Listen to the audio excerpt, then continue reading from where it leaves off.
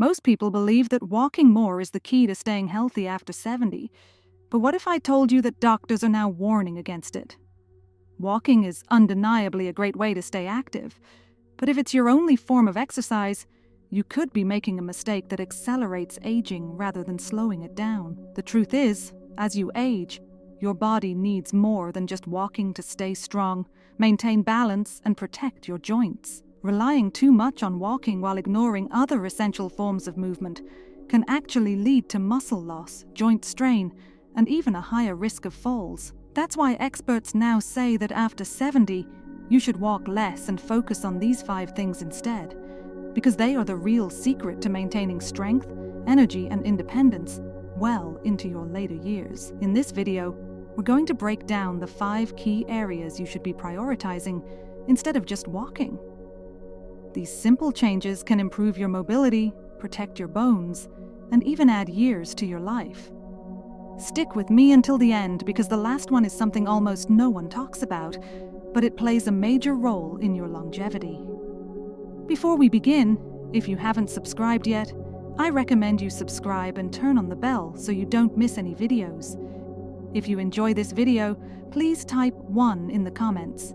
If you don't like it, type 0 to let me know so I can make better videos for you. Now, let's get started. Walking is a great way to stay mobile, but if it's the only thing you're doing, you could be setting yourself up for muscle loss. After 70, sarcopenia, the gradual loss of muscle mass, becomes one of the biggest threats to your independence. The problem is that walking alone doesn't do much to build muscle. It primarily engages the lower body, and even then it doesn't provide the kind of resistance your muscles need to stay strong.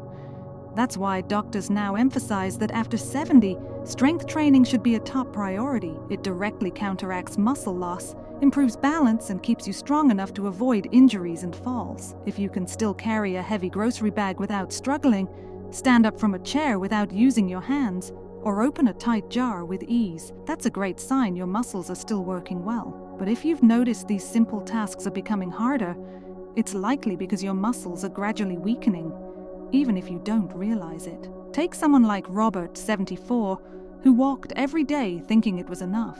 One day, he noticed he was struggling to lift a box that used to feel light. His doctor explained that muscle loss accelerates if you don't challenge your muscles. So Robert started adding basic strength exercises like resistance bands, bodyweight squats, and light dumbbell movements to his routine. Within months, he felt stronger, more stable, and even had more energy. Strength training doesn't mean lifting heavy weights at the gym. It can be as simple as using resistance bands or doing bodyweight exercises. The key is progressive resistance, challenging your muscles just enough to keep them active and engaged. Studies show that maintaining muscle mass is directly linked to longer life expectancy, better mobility, and even improved brain health. If you want to test your strength, try this. Sit in a chair and stand up without using your hands. If you struggle, it's time to start rebuilding your strength. The good news? It's never too late. Strength training can reverse muscle loss, improve balance, and keep you independent for years to come. If you're still relying only on walking, consider this your wake-up call. Muscle is the key to longevity, and after 70, it's one of the most important things you can protect. If you're finding these insights valuable, comment 1 below to let me know you're here. Now let's move on. Walking keeps you moving, but it doesn't always improve balance, and that's something most people don't realize until it's too late. After 70, fall prevention becomes one of the most critical aspects of staying healthy and independent. Falls are a leading cause of serious injury in older adults, and many happen not because of weak legs but because of poor balance. If you aren't actively training your balance, you might be unknowingly increasing your risk of stumbles, trips, and dangerous falls. You might think, I've been walking my whole life, so my balance must be fine, but balance isn't something that stays strong automatically. It gradually declines unless you actively work on it. Walking doesn't challenge the small, stabilizing muscles in your feet, ankles, and core the way balance-specific exercises do. And if your balance weakens, even a small misstep can lead to a fall that takes months or even years to recover from. Think about the last time you stood on one foot while putting on a sock or reached for something on a high shelf. Did you feel steady, or did you have to grab onto something? Many people don't realize their balance is slipping until they experience a near fall. That's what happened to Edward, 76, who was always active but suddenly lost his balance stepping off a curb. His doctor recommended simple balance exercises like standing on one foot or practicing controlled movements. Within weeks, he felt stronger, steadier, and more confident. Balance exercises don't require a gym or special equipment. Simple movements like standing on one foot, walking heel to toe, or practicing slow weight shifts can dramatically improve your stability. The benefits go beyond avoiding falls. Better balance means better posture, stronger reflexes, and improved coordination. If you want to test your balance, try this. Stand near a counter for safety and lift one foot off the ground. See if you can hold your balance for at least 10 seconds. If you struggle, it's a sign your balance may need work. The sooner you start, the better. Balance is one of those things you don't think about until it's too late, but training it now can keep you strong and independent for years to come. If you've been focusing only on walking, it's time to start prioritizing balance. The best way to prevent a fall isn't just to stay active, it's to train your body to stay steady. Walking keeps your legs moving, but it doesn't do much for flexibility, and that's something that becomes critically important after 70. Over time, your joints naturally stiffen, your range of motion decreases, and movements that once felt effortless can start feeling restricted. If you've noticed that turning your head feels tighter or bending down to tie your shoe isn't as easy as it used to be, that's a sign your flexibility is declining. And when your mobility shrinks, so does your independence. The problem is that walking alone doesn't stretch your muscles fully or engage all the movement patterns your joints need to stay functional. That's why doctors now emphasize that after 70, dedicating time to flexibility and mobility exercises is just as important as staying active. It's what allows you to keep doing daily activities without discomfort or strain. Think about the last time you reached for something in the back seat of your car or tried to put on a jacket. Did it feel smooth, or did you notice stiffness? Many people ignore these small changes, thinking they're just part of aging. But what's really happening is that your muscles and connective tissues are tightening over time. This is exactly what happened to Walter, 78, who walked daily but noticed stiffness in the morning and difficulty bending. His doctor explained that mobility loss wasn't just about aging, it was about not using his joints to their full range of motion. So, Walter started incorporating gentle stretching, controlled movements, and joint exercises into his routine. Within weeks, he felt looser, more comfortable, and even noticed improved posture. Flexibility exercises don't mean sitting down and touching your toes for 10 seconds. Dynamic stretches, controlled rotations, and gentle yoga-inspired movements can make a world of difference. Simple activities like neck rotations, shoulder rolls, knee-to-chest stretches, or ankle circles help keep your joints lubricated and pain-free. The benefits go beyond feeling less stiff. Greater flexibility means fewer aches, better circulation, improved posture, and even a lower risk of falls. If you want to test your flexibility, try this. Stand up straight and slowly turn your head as far as you can to one side, then the other. Does it feel smooth, or do you feel tightness? If you notice restrictions, it's a sign your flexibility is decreasing, and now is the time to do something about it. Mobility loss isn't inevitable. With just a few minutes a day of focused stretching, you can keep your body feeling younger, more mobile, and pain-free for years to come. If walking is your main form of exercise, it's time to start focusing on flexibility too. Keeping your joints loose and your movement smooth is one of the most important things you can do to stay active and independent after 70. If you're still watching and finding these insights valuable, comment 3 below to let me know you're here. Now, let's keep going. Walking keeps your legs in motion, but it doesn't do much for your core strength or posture, and these are 2 things that become critical after 70. A strong core isn't just about having toned abs, it's about maintaining stability, preventing back pain, and ensuring your spine stays aligned as you move.